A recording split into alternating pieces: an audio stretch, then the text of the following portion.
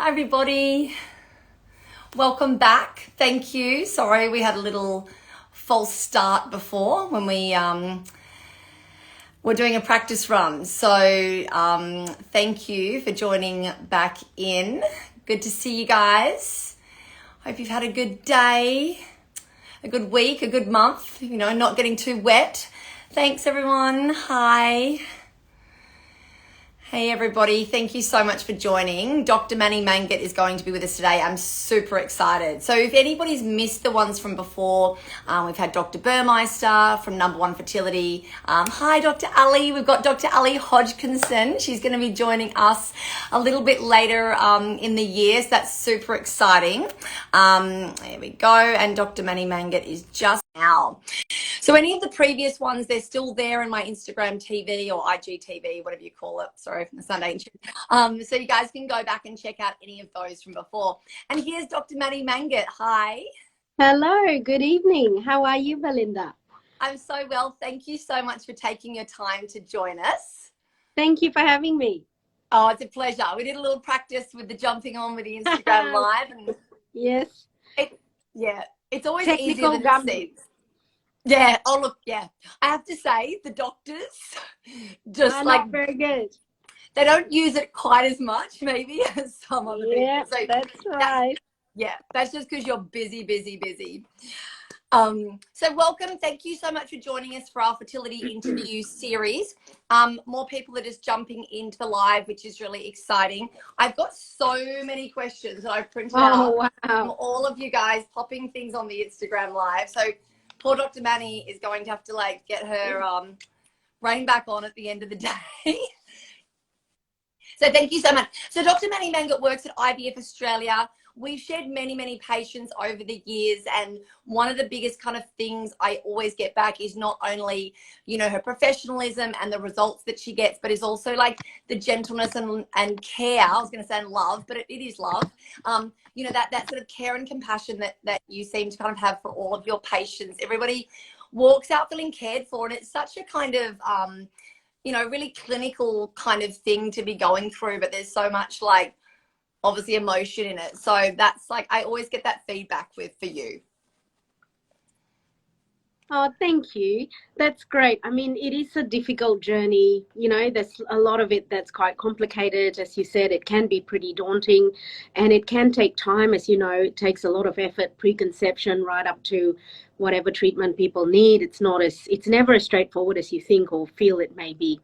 Of course, sometimes you don't need cutting edge IVF. We can get away with, other forms of treatment. However, it still involves taking that first step of seeing someone, and then it involves that commitment to see it to the end.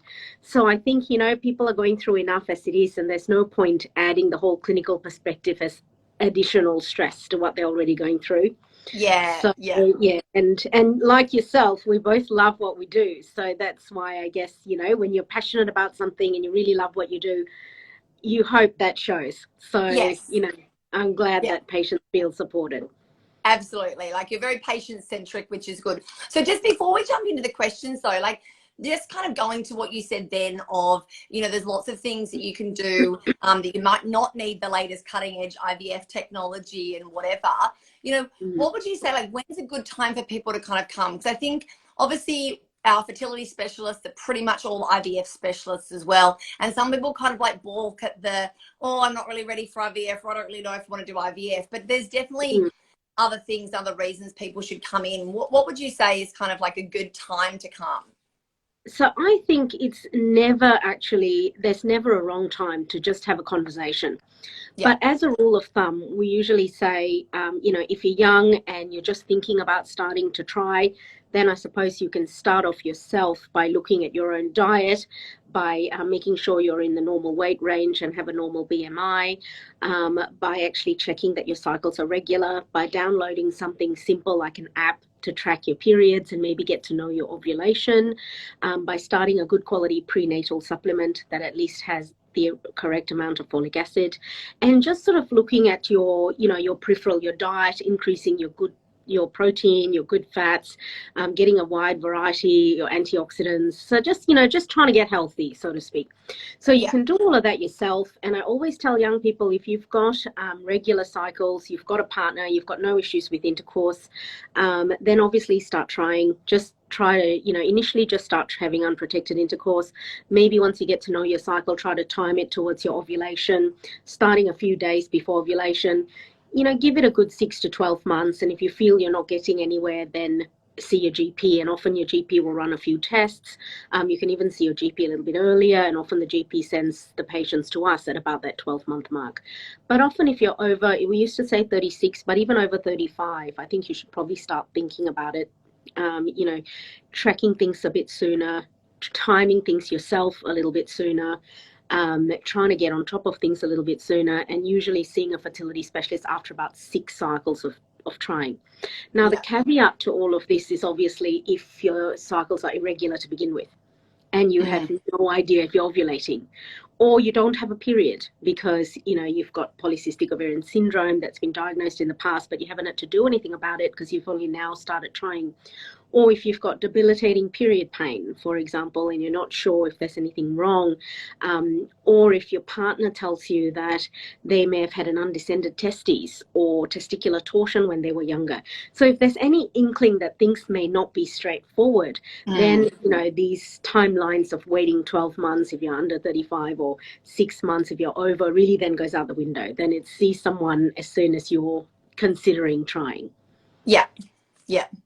And just get all those tests done, get it all sorted, make sure there's, nothing to kind of think about. Because I would say, would you say a lot of the time you do all those tests and say, yep, go away for another few months and try anyway, and then here's sort of like a plan for what you might do moving forward. Yeah, and also, just reviewing, as I mentioned, all those simple things that can be done, probably just a little bit of reassurance and a little bit of, yes, you're on the right track. And as we were saying before, let's say your periods are regular, but they're within a week. So you have 3 to 5 day variation each month. And, that in itself may alter the ovulation by a few days every month. And as you know, the egg's the princess, as I call it. It only survives for 24 hours outside the ovary and then to deteriorate. So, just missing that tiny amount of time can sometimes add to the delay in conception. So we can talk about using, if they still want to try at home, you can talk about using LH kits at home, or you can talk about doing cycle tracking through the clinic where we monitor with blood and ultrasound. If patients are having, irregular cycles, and we can then look at whether it's a problem with their thyroid or prolactin or other endocrine parameters. Otherwise, we can look for polycystic ovarian syndrome. And remember, sometimes people have irregular cycles because they have an abnormally low egg reserve. They may not even have considered that. And that's, the group that I find that you have to move and make plans and do things quicker. But if it's polycystic ovarian syndrome, for example, then we can just offer letrozole tablets to cause ovulation and monitoring through the clinic. And most patients do just fine. And the other aspect of things that I see that, when you come in for basic investigations, we normally check hormones, we check endocrine profile. We also talk about recessive carrier screening. So, checking karyotypes for translocations, checking for simple recessive things like cystic fibrosis, spinal muscular atrophy, thalassemia. All those things are important because if we find something, then it gives us time to test the reproductive partner and to see if something needs to be done. So, it's that door in to actually start the discussion, not necessarily requiring treatment. And I think the other thing is, sometimes people they're doing everything right, and they're just at a loss as to why this is not happening. And we do something as simple as a hysteroscopy, an ultrasound where we flush the tubes and we find that the tubes are damaged or not working. And, then that gives you a reason to move on and to look at other forms of treatment. So there's so many things a specialist and someone like yourself can go through with regards to preconception planning, initial investigating, and actually then setting a plan out for the couple. We may say, as you said, go and, work on this for 3 months and then go and let's do tracking for another 3 months. And if in 6 months you're not pregnant, we'll touch base and progress, etc. And they've got that, I think, mental capacity to then plan for it. Yeah. And they do so much better, don't you think? Totally. And that's what I call the roadmap. And I find like not everybody, not all specialists kind of like offer that, where I'm like, look, this is what I'm sort of thinking. This is what, you know, you might need to do, or this is when, you know, intervention or look at that, you know, hopefully we never need to get to maybe an laparoscopy after an IVF cycle and whatever, but they know that it's not sort of like, it's rarely the end of the road sometimes, rarely though, where it's sort of like, it's just what kind of comes next, which helps with some of that sort of hopelessness when there's a bit of a plan, and hopefully you never need to get to the end of the plan, but you know. And it empowers people, isn't it, to and they feel more in control, and they also then put in the hard yards, I think, to actually get their body ready or get their weight down or eat right or do whatever it takes to then get to that. And I think what's also very important to touch on now is, you know, that roadmap is not going to be the same for any two couples. Yes. And I find that sometimes it's a lost opportunity, especially in a situation like endometriosis. The reason I bring it up now is because you just mentioned laparoscopy. So, you know, it's very easy for a patient to go down one path or to see someone specialized in one area and then to see someone else, but it all kind of happens in the wrong order. And I always find that, you know, if you've got period pain, so you can have in one of two ways. Some patients have an inkling that they've got something wrong because they've got premenstrual spotting, intermenstrual bleeding, possibly an endometrioma, an ultrasound, painful periods, painful intercourse. Then fair enough, different story. We've got to diagnose. Yeah, there's a net benefit for them to potentially consider laparoscopy because they've got another 20 years of periods ahead of them. And also they've got to have some quality of life. So we've got to do that sooner rather than later to help them. But I think it's still important that we consider doing, you know, their antral follicle count and their AMH prior to removing their endometriomas, because so many times I've seen young women with borderline egg reserves, and then they have large endometriomas removed and their egg reserve is really low, almost in the perimenopausal range. So how I would approach that is freeze eggs if they have no partner, or freeze embryos if they do, and then do the laparoscopy to improve their quality of life. Knowing that, as you are aware, that you know, many people educated with endometriosis these days, it's a big topic of discussion, but it does recur. And it's fueled by estrogen. And so people end up having recurrent surgery, and there are risks to that as well. So I find that, you know, the thought process is, when do you want to have the baby? You don't have to go home and get pregnant right now if you're not ready to have a baby. Because, you know, the old advice is just go get pregnant. You're like, sure. Which is so helpful. Right, thank you. That doesn't help me now. And if that's the case, there's no need to panic. So I usually go do the pre-assessment. Where's your egg reserve at? Possibly consider putting some aside, depending on your situation, and then considering surgery for your quality of life.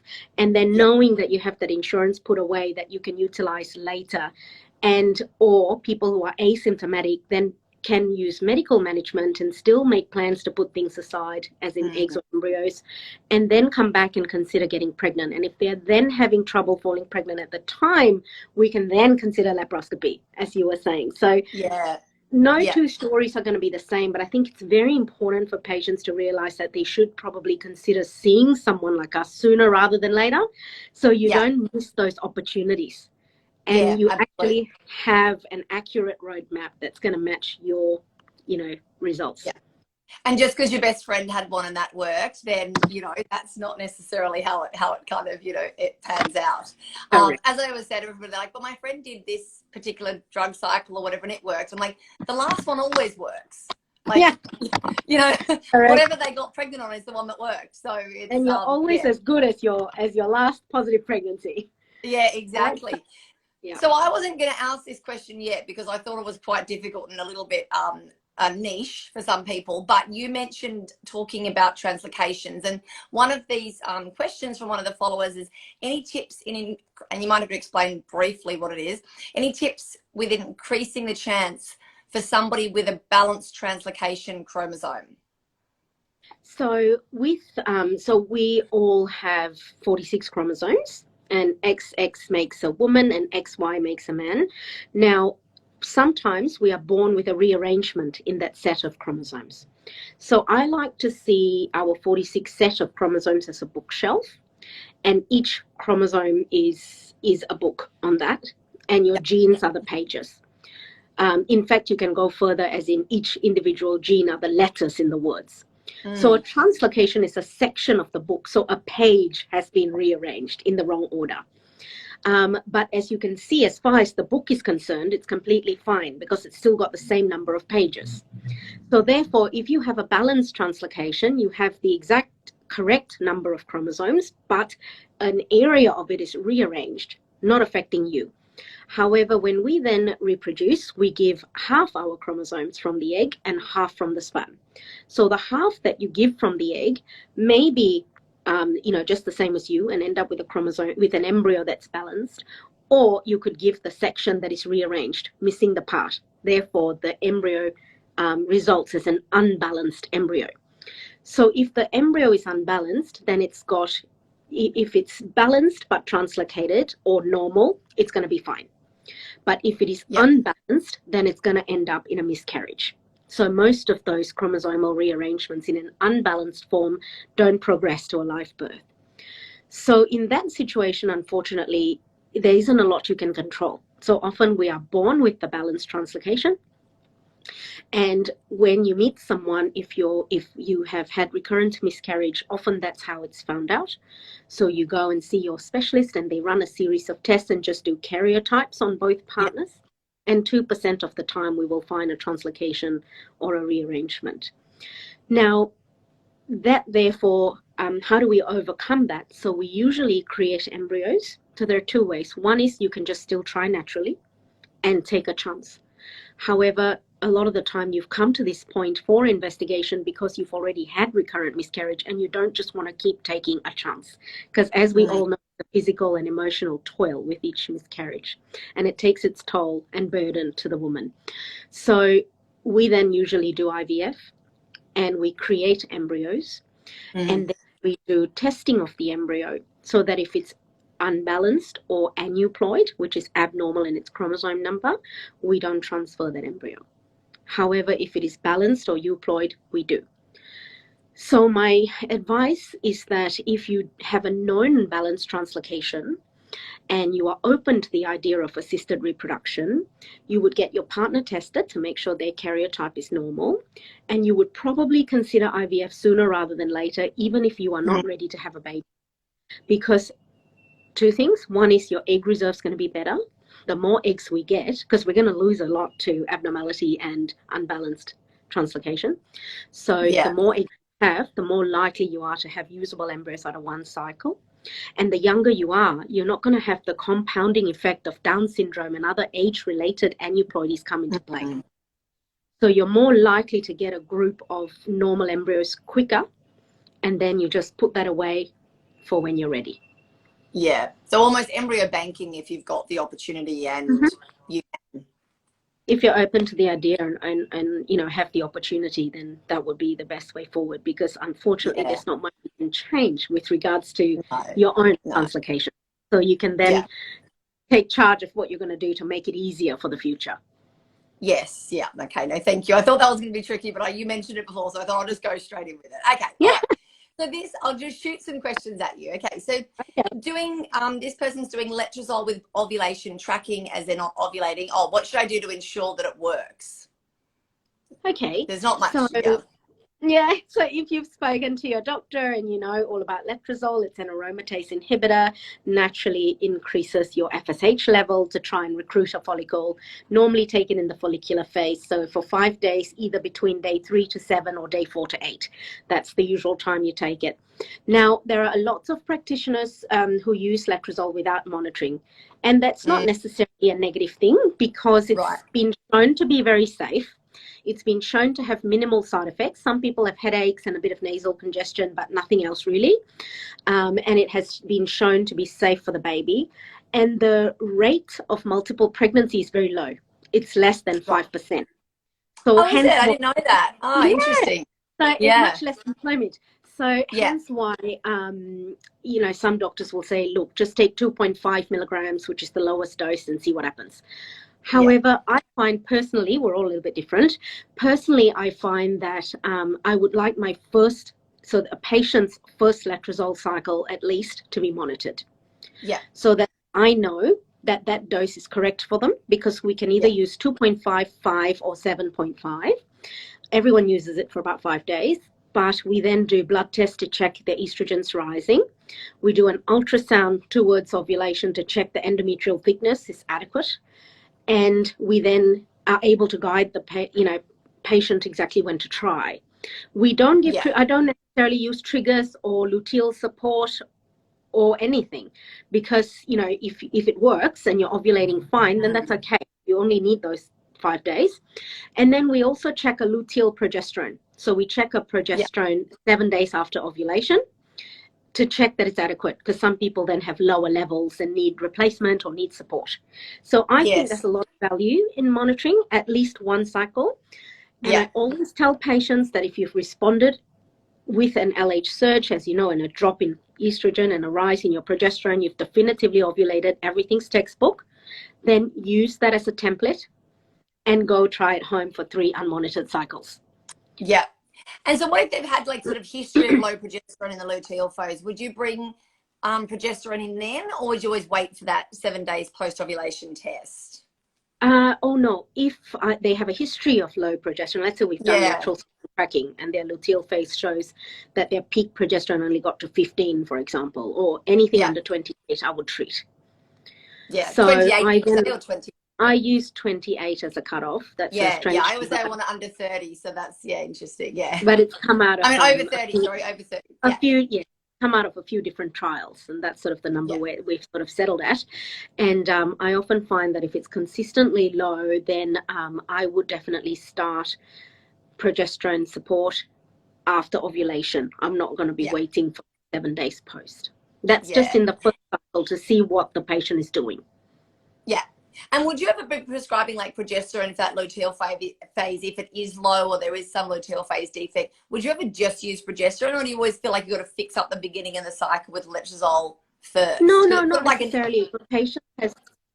If a patient has very regular cycles and very regular ovulation on their own and have a history of recurrent miscarriage or a couple of random luteal progesterones that are low, there's no harm done in supplementing progesterone.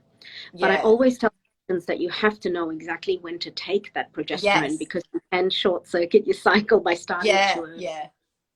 And it also is a little bit not great. I mean, obviously you've got to take it after after ovulation. You can't get that kind of part wrong, or that's not going to be good. But also then, I mean, I think what some people kind of find with that, and most doctors won't give it, so it's a bit of a moot point, but, you know, some people will bleed when they do, you know, when their period's due, but others need to sort of do a pregnancy test to know to stop the progesterone to then get a period a few days later. And if you've been trying for a while, that's like a bit stressful. That's why it's probably best used under specialist monitored.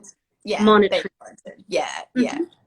And so on that, with kind of progesterone and say like in an IVF cycle, what does it sort of mean if you bleed before you get to the pregnancy test? Like say it's like 4 or 5 days before, you know, you've had the transfer like 5 or 6 days ago and you're already bleeding. Is that a sign of anything, or? So bleeding can happen for so many different reasons, as you know, as you would have seen, you know, with your own patients as well. So sometimes a little bit of spotting about 3 to 5 days after the transfer could very more well like the period comes, like they're not pregnant, the period comes, rather than having to wait to stop the progesterone. So always tell patients not to stop a thing until they've rung me. So the number of times I've seen patients have this period, they consider a bleed like a period, and they're like, it's over. Stop their progesterone. They've had 3 glasses of wine. They've called me a fish of tears, and they're pregnant. And I can name a few children who have then been born after this scenario. So bleeding can come from anywhere. So the first lot of spotting after transfer may be implantation. Sometimes if you have an ectropion, as you know, ectropions are the columnar cells on the cervix, so the inner cells come out to the outside. And that's very common. And it happens more commonly with hormone changes, especially higher estrogen. So that can cause bleeding. So sometimes people have intercourse and all of a sudden there's you know, quite a lot of bleeding, and that's scary. But that's cervical, nothing to do with the uterus. Now, obviously, you could have a situation where the patient is not absorbing their progesterone adequately, or they have not been given enough progesterone. And we know that in an IVF stimulated cycle, because you've given them an antagonist and you've suppressed all their natural ovulation, their corpus luteal don't function as well as a natural cycle. So there will come a point after the trigger, which is usually a week after the trigger, that if you don't get adequate replacement, that progesterone is going to crash. And for some people, when that crash occurs is when they have this irregular withdrawal bleed. Yeah. So before your patient stops their progesterone, they should have a blood test. Yeah. Because if they are bleeding but the level is 120, it's not to do with the progesterone. Yeah. Then maybe the embryos, you got to look out for other things, like is it an ectopic? Has it implanted in the wrong place? Or is it that the embryo was no good and your body's just continuing with its overriding need to do what's biologically correct, which is have a period. Yeah. And so if they've had that, say, like 4 cycles in a row, like 4 embryo transfers in a row, would you kind of say, and they've obviously been unsuccessful, that it probably is more the embryo quality, or they do need to look more like, are they actually absorbing progesterone? Yeah, you do need to look at all of it, right? Like, it's one thing to give progesterone, but are they receptors? Absolutely, because if you're absorbing it and your systemic level is over 50 or over 100, throwing more progesterone at them next time is not going to change a thing. So that's not the cause. So it's important to ascertain that. I mean, obviously you can try increasing. If the levels are low, you increase the progesterone. If the levels are adequate, but they always get early bleeding, you do hysteroscopy, check the cervix, check the uterus, check for a polyp, check for whatever in between before the next transfer. You would even consider giving them other forms of progesterone, like injectable progesterone or oral progesterone, to see if that works better for them. And then clearly, different cycle, different embryo. If you've got a euploid chromosomally tested one and you put it back, there are a few different strategies we can use. And the other thing we can use is different preparation. So if this early bleeding is always happening in a supraphysiological stimulated cycle, it may be due to the massive shifts of hormones. So in that situation, you may want to freeze the embryos and then come back, attempt a natural, ovulate yourself, frozen embryo transfer. Yeah. So there are so many different things you can look at, depending. And we often use like zinc and B6 to kind of improve the receptors as well for kind of progesterone. So there's a lot of that sort of intrachronology that's kind of being looked at the moment, which is kind of crazy. Which is fascinating, and it's great. And so what are the chances, this is another person, of a CC grade embryo being successful? So again, remember, grading is morphology, meaning it's someone's subjective grade of what your embryo looks like. Yeah. We should never promise to know everything. And I always say it's taken us 43 years to get to where we are in IVF. And can you imagine, we sometimes do this at home. Like the body is so complicated, and embryos are therefore equally complicated. So what is a CC embryo for people watching? So as you know, the embryo is developed to day 5 of its growth, and it's made a blastocyst. So it's divided in all its cells and it's come to a blastocyst stage. So the cells have differentiated into what becomes the baby, the inner cell mass, and what's going to implant, which is the trophectoderm. And each of those group of cells is given a grade A, B, or C. So CC would be an embryo that has very few cells, or maybe lots of fragments, or it's just not following its development patterns. So there are certain things we look for in morphology, and that's how the embryo is graded. But remember, it is subjective. It doesn't equate to the ploidy, meaning it doesn't tell you whether the chromosomes in the embryo are normal or not. And yes, the chances of it then implanting properly into the placenta into the endometrium may be lower, but it's definitely still there. So let's say you are under 37, we would say that an AA blastocyst would have a 40 to 50% chance of making a baby. But when it's a CC, you may say it's a 20 to 30% chance. I think where it then becomes more relevant is if you're looking at embryo grading for freezing. So the laboratory may tell you that we didn't freeze the C-grade embryo. And, patients get obviously disappointed because they're like, well, why not? That's not because it's got a 0 chance of success, but when that embryo is so fragile or has a paucity of cells to begin with, I guess the laboratory is also looking at how the embryo is going to survive the stress of the process. It still has to survive the freezing, and then it has to survive the thawing, and then it has to implant. So, so we take all those things into consideration. There's a lot to go. But I have had many patients, and I think running in this week, I've had 3 pregnancy scans that were made from BC and CC embryos. So yes, they definitely still take and progress and make babies who definitely don't look anything like a CC.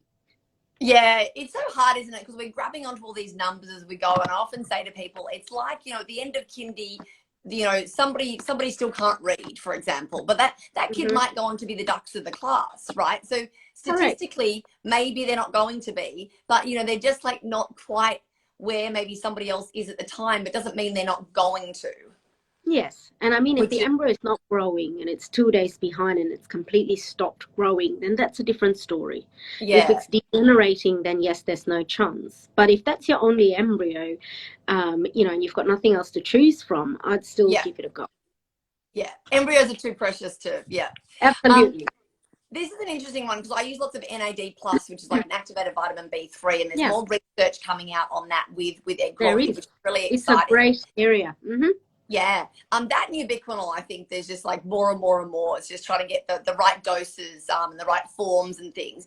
So this person has asked, like, NAD+ infusion helping egg quality. Now, what do you think about infusions and things, or is it not really up your alley? No.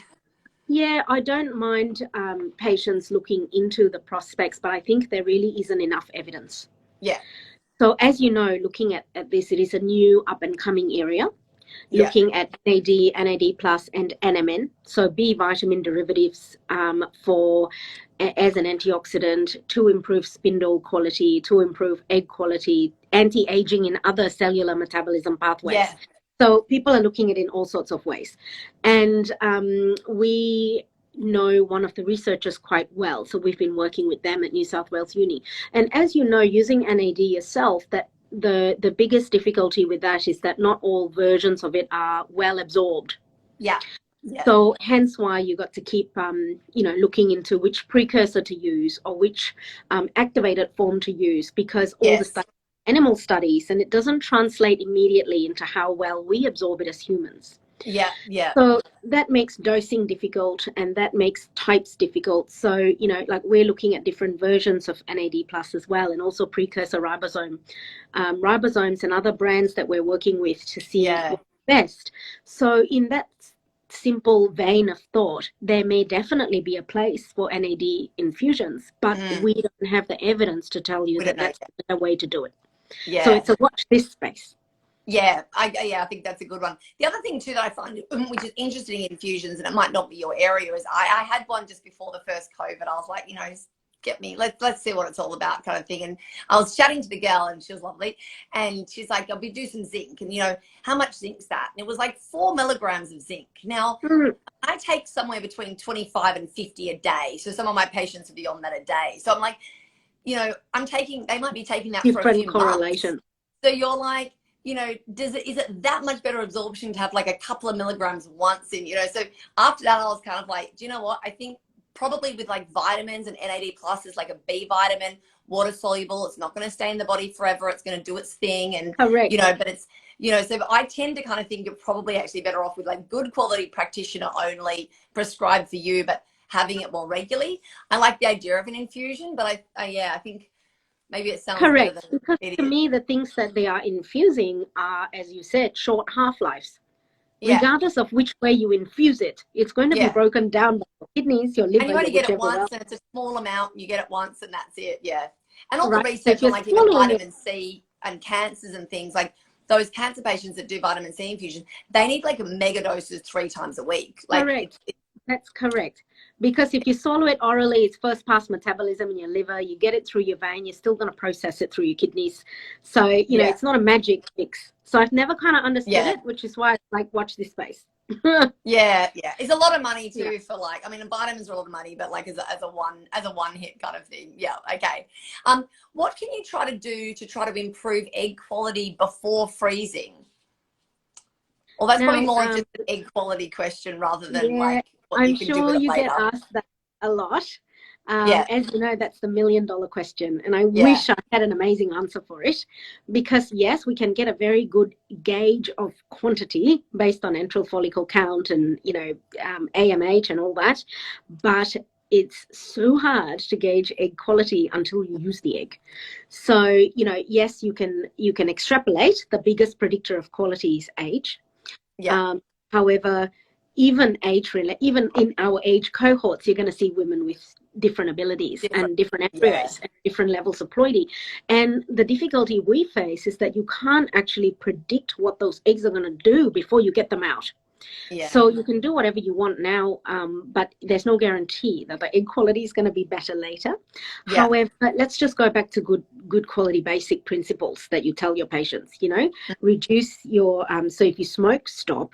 If you drink alcohol, reduce it. If you drink coffee, then no more than 1 or 2 standard shots per day if you need that.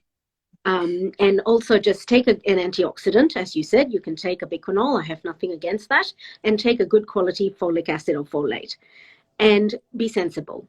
And that's about all you can tell. And I don't then start giving them NAD plus or True Nitrogen or NMN or anything else, because you remember, most of these patients freezing eggs have never tried to use their eggs. We don't even know if they have a problem. So if they're young and they're just coming for egg freezing, I think it sometimes complicates the matters when you give them supplements, because you don't even know if that's relevant or suitable in their situation. So in that situation, I keep it simple. I say the best thing for them to get their eggs in order is to get their own health in order. Yeah. Maybe start those basic supplements as I just mentioned and go for it. Yeah, I tend to go act as though they're going to be doing the whole thing, even though they're not. So, like, you know, hopefully it's an insurance policy. You're not going to be using them for freezing. But yeah, like certainly looking at, like fish oils, making sure their vitamin D is fine, antioxidants, general right health types in of order. folate, healthy eating and things like that. So that's like, it does make such a big difference. This is an interesting one. The question is how to lower high FSH, but you know, what I would kind of change that as, because it's difficult to do, is what would be your sort of FSH cutoff? So, you know, so I guess that day 2, 3 FSH, when it's too high, they're not going to respond well potentially to an IVF cycle. Yeah. So I guess the question is, why is that FSH high? And when is that FSH high? So as you've just alluded to, if the FSH is high on day 2 or 3, then it's usually indicative of a low egg reserve. Yeah. So the brain is trying to work harder. It's trying to recruit that follicle, and therefore you endogenously or naturally increase that FSH level. And your brain does that very efficiently. And that's why we usually say when the level is over 20, it's equivalent to, you know, 450 units of FSH injections. So giving 300 to 450 units not going to do a thing besides recruit the one follicle that your brain was going to anyway. Yeah. So hence why most practitioners will not start when the FSH is over 15.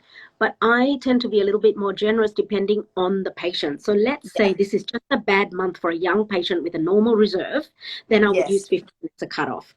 But if my patient is an older lady with a lower AMH who has a known FSH of 18 or 17 or 19, I'm not going to keep cancelling the cycle every month. No. Because you're wasting time, you're wasting their only opportunity, and they are aware they may only get 1 to 3 eggs and not 30. So you would then give it a go. Now, obviously, if the AMH is over 50, for example, then no matter what situation you're in, you're going to struggle, because the ovary is probably not going to respond. So in that situation, can you do something to lower that FSH? I mean, there are artificial things you can do, like put the patient on a pill crossover cycle. You can give them estrogen pre-treatment, so estrogen priming. You can do a reverse antag where you start with antagonists for a few days with no guarantee that any of it is going to work, because it then still depends on the patient's egg reserve. But sometimes when you artificially bring that level down to under 20 and then give them FSH, they will get those 1 or 2 follicles or 1 or 2 eggs. And remember, all it takes is 1. And I've had so many situations where we've only collected 1 or 2 eggs and done a day 2 or 3 transfer, and the patient's still pregnant. Yeah. So, you know, it's a very individual situation of what to do. But simply lowering the FSH without knowing why, how, or who is no use. Yeah. And it's like, so do you test that at the beginning of every cycle, FSH? I do. Yeah, but not every practitioner does. Correct. But I'm OCD. Well, I love that. That's why I love you. So, I've had a few patients recently here and there, and we've sort of done it even at the beginning of a cycle. Like we've done a couple here and there. I don't do lots. I don't want to stress people out. But like you said, if you've been 35, 40 and then it gets down to 22, it's like, well, go for it, even though for somebody else that wouldn't be good. But, I've also had people that are, we check it and it's like, like they didn't get a good egg response like 2 times, and they've come to me, we've checked it on just like not on their IVF cycle, and it's like 42. And you're like, there's almost like unethical in a way to do the second cycle if you've got nothing, you've had it cancelled, you want to unless you are well aware that this is they said never been tested, never been tested, never been spoken about. Some of my patients were well aware, and they're like, you know what, I know this is my last shot. Absolutely. I may not do a thing, and I need this so that I can move on to an egg donor, for example. Yes. Then but otherwise I think it's crazy. And I can't, and the number of patients who come and tell you, oh yes, I only got 1 egg, but no one told me why that is. Yeah. And you're like, really? Like, so that does happen. And guys, this is really a good opportunity, Fiddle, and this is why I love these kind of interviews, because it gives everybody a really good idea about what people do and don't do. I think so many people think that medicine is this one-size-fits-all approach, and particularly something like IVF, which is such a blend of science and art, if you don't mind me saying. That's absolutely right. It's not a very reproducible. I mean, I always say to people, if it was anything else, like if someone said you got a 10% of chance of this knee operation working, I mean, wouldn't even get through the ethics board, right? But it's the only way to make babies. And so, you're trying different things and pulling different things. And there are definitely practitioners who just do the same thing all the time. I had a woman today, 3 unsuccessful transfers, no investigations post those transfers, just doctor wanting to do the exact same thing again. And look, some people will do that and maybe that next cycle will work. But, it's also good to know that you're like you said, you're OCD. We love that.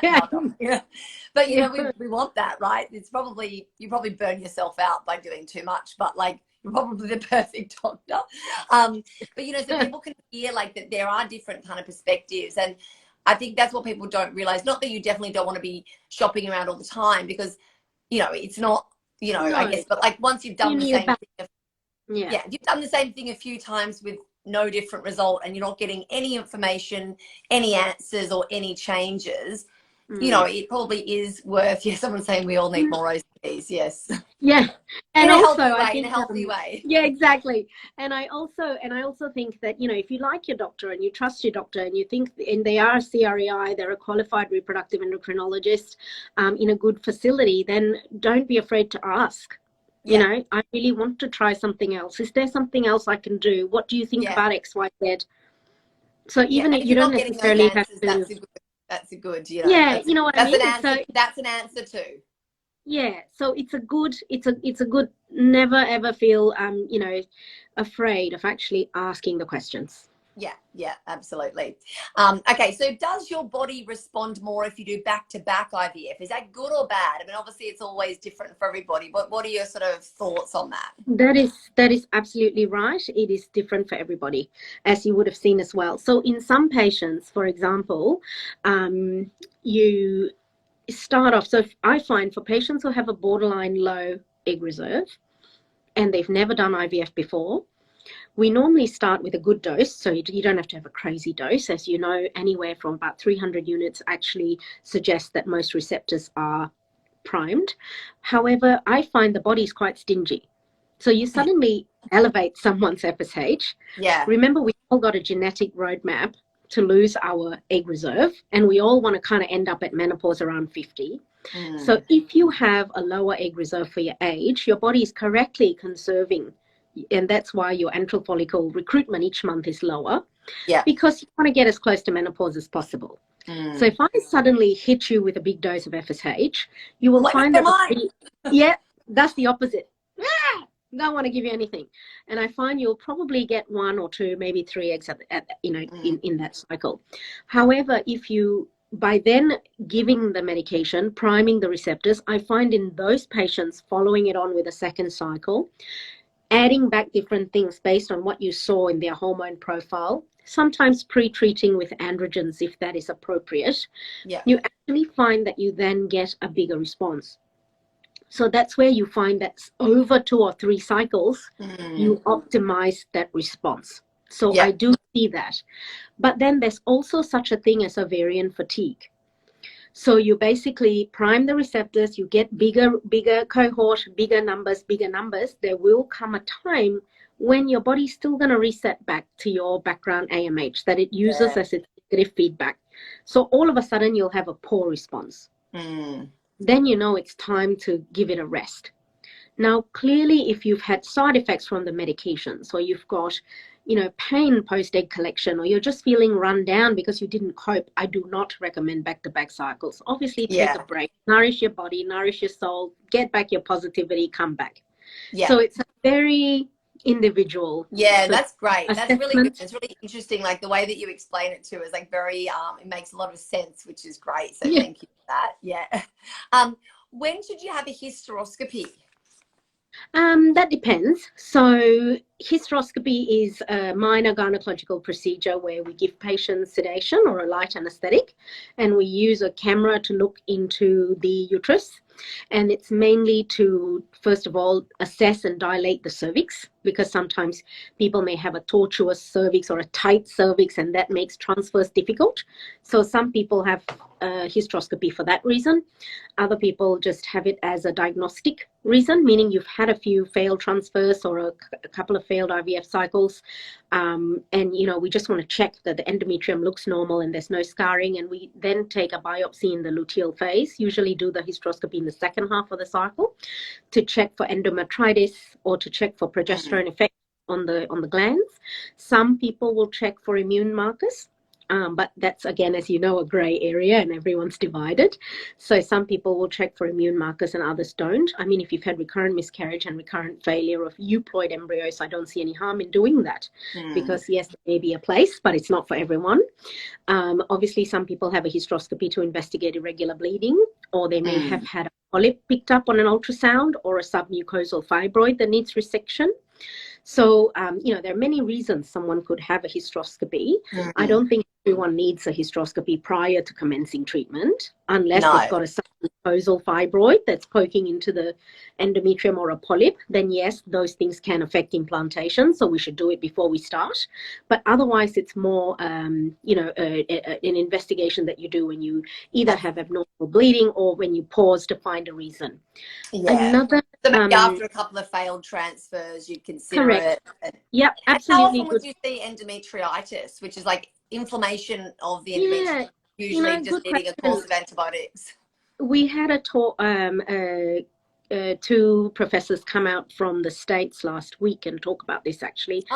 And endometritis, it's interesting because it's difficult to make a call even on the pathology sample. So it's almost as good as your pathology provider. And if you do find it, it's often harder to treat. And they're actually advocating something like, 2 to 4 weeks of antibiotics rather than just the 5 days with patients. And there's also many different organisms and degrees of endometritis. And they are advocating that we should actually test for cure, meaning you should do a sample after treating to see it's not there before. So it's quite complicated. Yeah. But as a general rule, on a normal biopsy, you probably see endometritis reported 10% of the time or less. Right. Normally, but sometimes it can be seen visually, right? Because there's so much redness and inflammation. Right. So like punctation and points bleeding and inflammation, yes, you can see it. And sometimes you can treat for that. The other thing we use now is ERA or endometrial receptivity assays. And even that is, still research-based. I find that it's only useful in the subpopulation that really have recurrent implantation failure of euploid embryos with no other cause found. So it's not for everyone by any means. However, 15% of people, yes, but 15% of people have been found to have a mismatch in the implantation window. And for that small percentage of people, I have had success almost universally with their recommendation. That's quite big. 15% is quite a lot. Correct. 12 to 15% is the quoted number. But the reason I brought it up is because, as you know, besides our pathologists looking for endometritis, they have got Emma and Alice that look for, the gene profile in endometritis. And they also look for the microbiome, which, as you know, is now huge area of research. So microbiome required everywhere, and you know, different balance in the gut, different balance in the endometrium, different balance everywhere. And interestingly, the number of times I've seen also patients where you scratch your head and can't find one thing wrong, but you do their microbiome and it comes back showing 0% lactobacillus. Yeah. I get all the patients, everybody's on lactobacillus. Yeah, so I've almost started doing that. Yeah. But well, you know what I mean. Hurt. And it doesn't hurt anyone. Research we have, about even just the benefits, immune, mood, you know, everything, like everything else as well. It's so I do the same. Although with caution, because there are some studies that are emerging at the moment to suggest that probiotic use throughout pregnancy has shown to increase gestational diabetes and risk of gestational hypertension. Yeah, I saw that as a bit, so now I stop them at 12 weeks. And then I recommence it before delivery for the benefits of reducing eczema and baby breastfeeding and all that. Yeah. So again, and I wonder when there's more research on that as to how much, like, just changing the strains help as well. Do you know what I mean? But there's just not enough research around that at the moment. So to be safe, you use your lactobacillus, you know, your 4 or 5 strains of lactobacillus early, and then you change it to a breastfeeding one later. So that's kind of it's interesting how it all that's progressed far away from a hysteroscopy. But, exactly. Yeah, that's but I think I answered that question first. We're very relaxed. We can end up wherever we get to. Right, we've only got time for a couple more questions because if we go over, then the whole thing deletes and we don't get to save it. So we have to be good. Does low testosterone in women affect fertility? Not necessarily. So when you have, we all have some testosterone and we all have lowish testosterone. The only time we have a moderate or high testosterone is if we are polycystic ovarian. PCOS. And having high levels of LH can actually affect egg quality detrimentally. So having high testosterone is actually a negative to eggs sometimes and a negative to embryo development. But as we get older, as we head towards menopause, all our hormones deplete. So does testosterone. So we will tend to find that in our 40s, we have a much lower testosterone. But, you know, the evidence to use DHEA is, as you know, still neither here nor there. But I feel that if it's not going to harm anyone, you can, you know, certainly give it a trial for 3 months and see whether it makes a difference in your situation. And if it doesn't make a difference, or you've got hair loss, or you've got other side effects, then by all means, I don't push the point. Obviously, a lot of the older patients' research has come out looking at testo cream or testo gel over DHEA. And there is evidence to suggest that if replaced, it can improve the, as we said, antral follicle cohort and the numbers of eggs collected. But remember, it'll still be governed somewhat by your egg reserve. So it may increase it to, so it may increase it by 2 or 3 or 4 eggs, but it's not going to suddenly make twice the number of eggs. And testosterone has no evidence on long-term use. We use it, you know, in bursts sort of 3 to 4 weeks prior to the collection. It's DHEA that's used more long-term. And they're 2 different things. One is the testosterone itself. The other one is a precursor that has to be converted in your body. So, we have less evidence on DHEA, but it's still utilized because it's safe. And we have a little bit more evidence on testosterone. But the area of difficulty is a lot of patients ask, you know, can I measure my DHEAS? And if it's low, I want some. Or can I measure my testosterone? But it's not that much of an exact It's not about that. It's much, I think this patient, because I know who she is asking because her levels are very, very low and her doctor is sending her endocrinologist because it's super, super low, which I was sort of like, I mean, if there's no symptoms, no issues. That's right. That's what I was going to say. If I was like, so I was kind of like, I don't know, like I mean, like I don't know the answer. I said, go and explore it, but I was like, I don't think it being low, libido's fine. Like that's exactly what I was going to say. So when it's super, super low, you will notice. Correct. The things you will notice are more heat and cold intolerance, weight gain, low libido, that kind of thing. Like get up and go, low energy. And well, that was fine. I was like, Yeah. I was like, look, at least get it done again before you go pay the That's endocrinologist. Like, correct. So that's yeah. kind of how I approach it. Because So, I you was know, like, they're going to see you, and then they're going to get you to test it again. Then you're going to go back, and then they're going to say yeah. it's probably fine, and then you're $600 and 3 months later. Yeah. And So low testosterone in itself is not a bad thing. However, yeah. obviously it depends on whether they're having any symptoms. Yeah, yeah, yeah. So it's not going to affect their sort of like, you know, ability to conceive or anything like that. No, and it's a simple No. fix, as we said, of replacing testosterone in the form of Yeah, gel. if You know, needed. for 3 Then, weeks if need be, to do a level, to see how you respond, and then to see if it makes a difference to your response with fertility medication. yeah, yeah, awesome. Thank you so much. I'm like nervous to go over time in case it No, like, that's fine. cuts off. So you guys can find Dr. Manny Mangat. She's at IVF Australia. What practices are you at the moment? Yeah, so I am everywhere from telehealth, because now people yes, I know. I have all a over the place on telehealth, so all good. But I do my procedures in Greenwich, so Lower North Shore. I consult face-to-face in Greenwich, and I will be, with COVID, I haven't been to the CBD, but I'm going back there as of 2 weeks' time. So I'll be Greenwich and CBD, but all my Inner West patients see me on telehealth. So I can see anyone from everywhere. Oh, that's so good. Thank you so much for spending your time with us. And guys, if you do want to sort of be prepping for your cycles and things, you can do my little book plug here. Yeah, I know. The recipes are great. Thank you. It's all back in stock. It went out of stock for a while. And also on my website, guys, in the shop, there's like a ebook for a IVF fertility, an IVF handbook. It's got all the information on diet and lifestyle and recipes and meal plans and things, and a natural fertility one too.